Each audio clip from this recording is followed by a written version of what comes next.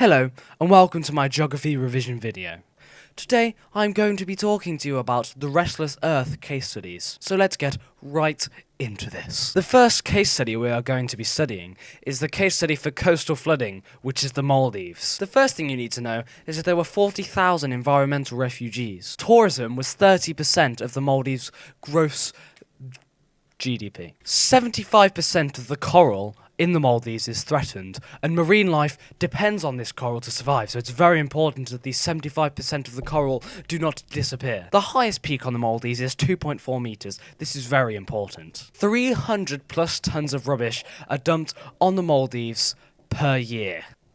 So, to summarise, there were 40,000 environmental refugees, tourism was 30% of the Maldives' GDP, 75% of coral is threatened in the Maldives, the highest peak is 2.4 metres, and 300 plus tonnes of rubbish are dumped on the Maldives per year. The next case study we are going to be studying is cliff collapse, and more specifically, Christchurch Bay. The impacts of cliff collapse at Christchurch Bay include rocks and fossils being exposed, it looks worse, birds' nests are lost, this is a site of special scientific interests, roads are lost, and Barton Golf Course had to move backwards due to coastal erosion. Also, houses became uninsurable, cliffs became dangerous, homes were lost, and the value of homes decreased exponentially. 1 to 2 metres per year are eroded at Christchurch Bay. There is a 16-kilometre coastline, and the fetch is 300 miles over the Atlantic Ocean. To summarise, rocks and fossils are exposed, it looks worse, birds' nests are lost, it's a site of special scientific interest, roads are lost, Spartan Golf Course had to move backwards, houses become uninsurable, cliffs become dangerous, homes are lost, the value of homes goes down dramatically, 1 to 2 metres per year are eroded, it's a 16-kilometre coastline, and there's a 300-mile fetch over the Atlantic Ocean. The next case study we are going to be studying is coastal management at Holderness. Holderness is located in the northeast of England. Erosion is caused by prevailing winds which causes longshore drift. There is soft clay on the cliffs which erodes away quickly. Defences used at Holderness include rock armour, rock groins, which were bought for $2 million in 1991 in the north of Mapleton. This has a negative impact on the south of Mapleton, as the groins that stop longshore drift stop sediment being deposited at the south of Mapleton, causing more erosion as there is nothing to stop the waves or break the waves. So, to summarise, prevailing winds cause longshore drift, there's soft clay which erodes quickly, they bought rock armour and rock groins for $2 million in 1991 in the north of Mapleton. This has a negative impact on the south of Mapleton as there is no sediment to break the waves. The next case study we are going to be studying is hard engineering in Swanage. Examples of hard engineering in Swanage include gabions, which is rock boulders in wire, protects from waves, and it costs $1,000 per metre. Rock armour, which is big, large rock boulders, which cost $3,000 per metre. There are rock groins, which are long fences which stop longshore drift. These cost $2,000 per metre. There is offshore breakwater. This breaks the waves offshore, stopping them from eroding the cliffs. This costs $5,000 per metre. Also, they use sea walls, which are big, massive, giant concrete walls, which cost $6,000 per metre. There's also beach rebuilding, which is where sand is brought back to the beach from other areas, which costs £3 per cubic metre. The next case study we are going to be studying is soft engineering at Alcaborough Flats. An example of soft engineering is salt marsh creation. This is allowing the sea to flood, and this also creates new habitats for animals. Beach nourishment, which is building beaches to absorb the waves.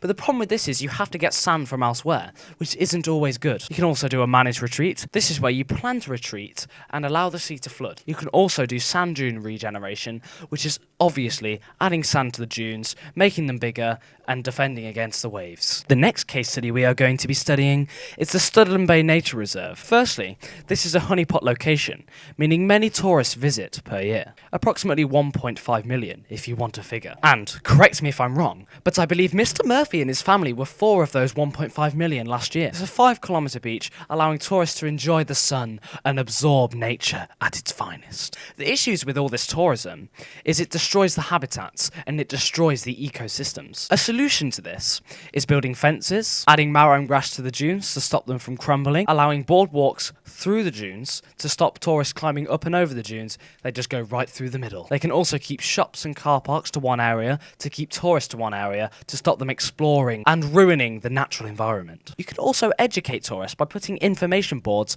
throughout the town. To summarise, 1.5 million tourists visit per year. These tourists destroy habitats and ecosystems. They drop litter. A solution to all of this is building fences, adding marram grass to the dunes, allowing boardwalks through the dunes to allow tourists to go through the dunes instead of over them, and to educate tourists using information boards. The next case study we are going to be studying is the uses of fold mountains, and more specifically, the Alps. The Alps are located in Central Europe. The Alps are in many countries, including Switzerland, France, and Italy. 4,000 metres is the highest peak in the Alps. This mountain is called Mount Blanc. Gotthard Tunnel was opened in 2016 to improve communications. The uses of the Alps include logging, mining, tourism, vineyards, moving cattle up and down the mountains, which is called transhumance, hydroelectric power, which produces 60% of the Alps' energy. 100 million tourists visit per year. There are 12 million locals. The Alps were formed 30 million years ago, between the Eurasian and the African plate. To summarise, the Alps is located in Central Europe.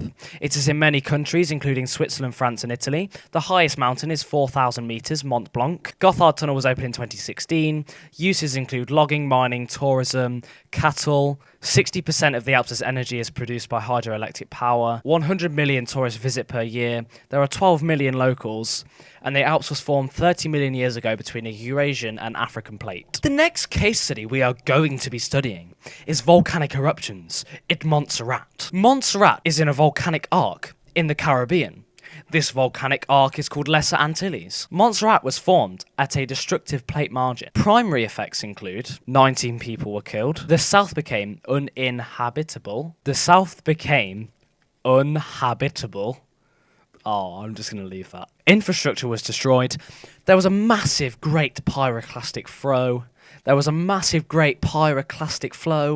population decreased from 12,000 to 3,000. Long-term effects include, in 2010, the population rose from 3,500 to 5,000. The age structure was changed as there was more old people because the young people moved when the volcano erupted. Secondary effects include, there was no tourism for a time.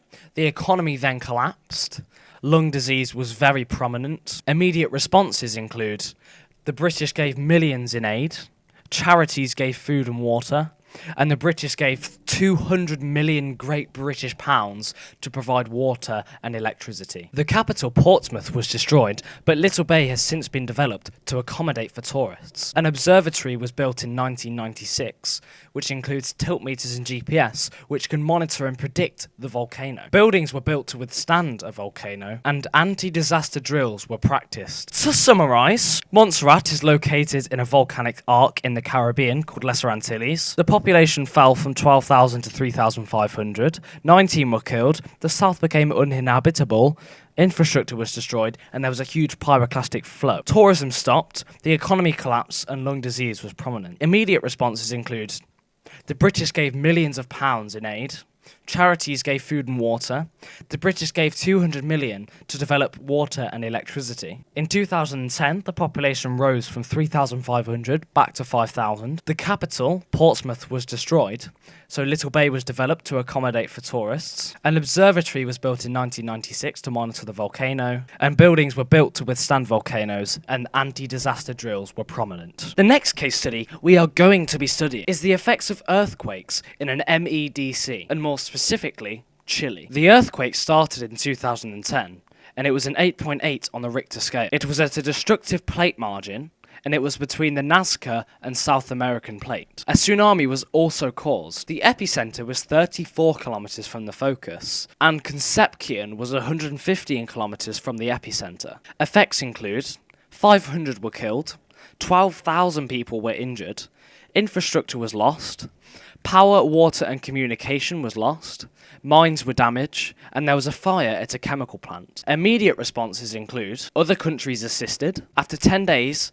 90% of homes had power. Chile's copper reserves were used to fund repairs. Long-term responses include there was a house restoration scheme which restored 196,000 homes. To summarise, the earthquake started in 2010. It was an 8.8 on the Richter scale. It was formed at a destructive plate margin between the Nazca Plate and the South American Plate. The epicenter was 34 kilometers from the focus. It was 115 kilometers from Concepcion. 500 were killed. Infrastructure was destroyed. There was a fire at a chemical plant. Immediate responses include, after 10 days, 90% had power, copper reserve paid for repairs, 196,000 homes were restored, and that's about it. The next case study we are going to be studying is the effect on earthquakes in an LEDC, and more specifically, Haiti. This earthquake started in 2010, and it was a 7 on the Richter scale. It was very close to Port-au-Prince, which is the capital of Haiti. The earthquake occurred at a destructive plate margin between the Caribbean Plate and the North American Plate. Immediate responses include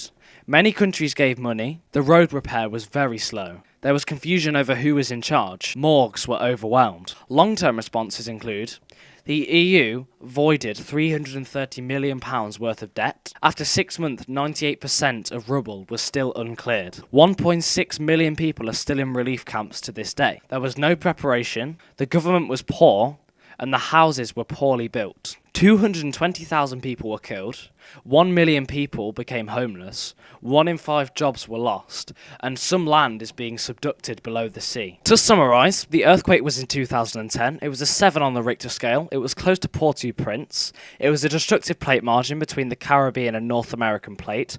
Immediate responses include many countries gave money, the road repair was slow, there was confusion over who was in charge, morgues were overwhelmed, the EU voided £330 million worth of debt. After 6 months, 98% of rubble was still uncleared.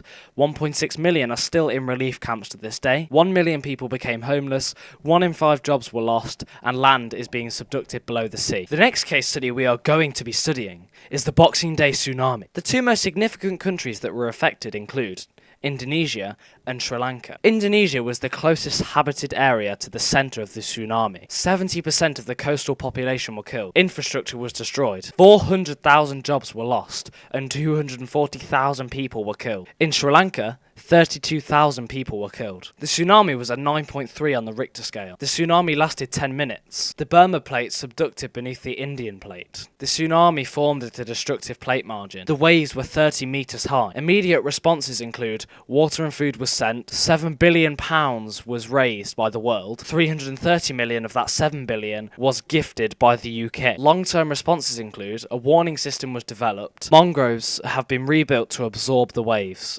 The next case study we are going to be studying is flooding in an MEDC, and more specifically, Cockermouth. 31 centimetres of rain fell in 24 hours. Effects include 1,300 homes were flooded, businesses were flooded, causing the economy to decrease. There were £100 million in repairs. 4 bridges were lost, and 1 person died. Rest in peace, P.C. Barker. Responses include £1 million in aid from the government, a fund to help victims, which raised £1 million in 2 days. Future preparation includes a £4.4 million scheme to build defence walls and to dredge the rivers and to create floodgates behind the houses. The next case study we are going to be studying is flooding in a poor area, or an LEDC, and more specifically, Pakistan. The effects of these floods include 1,600 people were killed, 20 million people were affected, 70,000 homes were lost, malnutrition occurred, 5,000 miles worth of road was lost. The causes of this flooding includes monsoon rain, which is heavy rain which lasts a very long time. A slow tsunami also contributed to the cause of this flooding. Responses include international appeal, the UN, charity, and there was a slow overall response. Thank you so very much for watching my GCSE geography video. If you enjoyed it, please be sure to drop a like button down below, and good luck to you in your exams. See ya!